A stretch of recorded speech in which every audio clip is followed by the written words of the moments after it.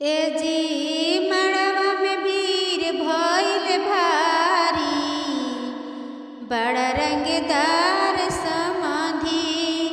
ए जी मड़वा में वीर भइल भारी, बड़ा रंगदार समाधि। माड़ो के खोलाई समधि मांगे समाधि लिया हो, माड़ो के खोलाई समधि मांगे समाधि लिया हो। आ लोग बाग हंसे लठठाई, बड़ा रंगदार समाधि।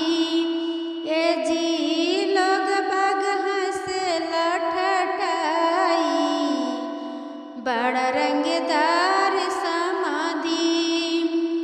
भाई गइयो न लिहाले भाई सियो न लिहाले हो, गइयो न लिहाले भाई सियो न लिहाले हो।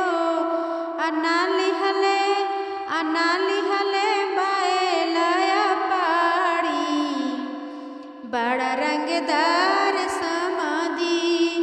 आना लिहाले बाएलाया पाड़ी, बड़ा रंगदार समाधि।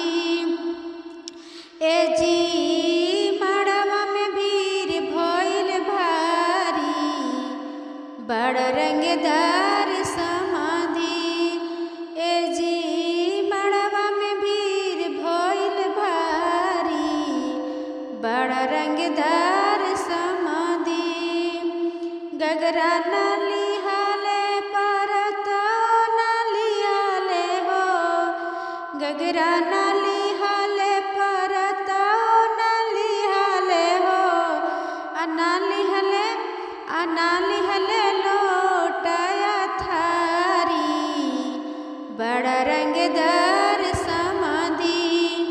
अना लिहाले लोटाया थारी, बड़ा रंगदार समाधि। धोती न लिहाले समधि कुरा तो न लिहाले हो, धोती न लिहाले समधि कुरा तो न लिहाले हो। अना लिहाले गमछाया साड़ी, बड़ा रंगदार समाधि। अना लिहाले गमछाया साड़ी, बड़ा रंगदार समाधि। पुड़ियो न खाए समधि पुड़ियो न खाले हो, पुड़ी न खाले समधि पुआओ न खाले हो। अना खाले तनको तरकारी, बड़ा रंगदार समाधि। अना खाले तनको तरकारी, बड़ा रंगदार समाधि। ए जी मड़वा में वीर भइल भारी, बड़ा रंगदार समाधि।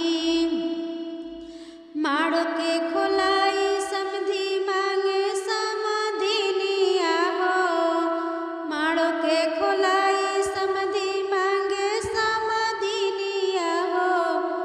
आ लोग बाग हंसे लठठाई, बड़ा रंगदार समाधि।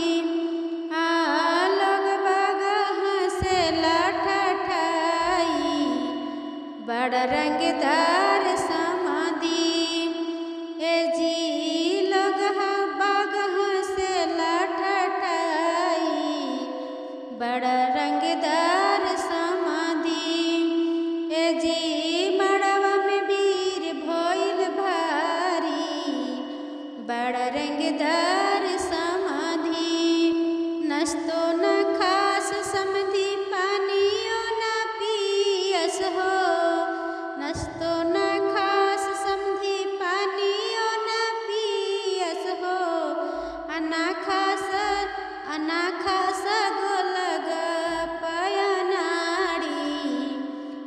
बड़ा रंगदार समाधि ए जी मड़वा में भीड़ भइल भारी बड़ा रंगदार समाधि ए जी मड़वा में भीड़ भइल भारी बड़ा रंगदार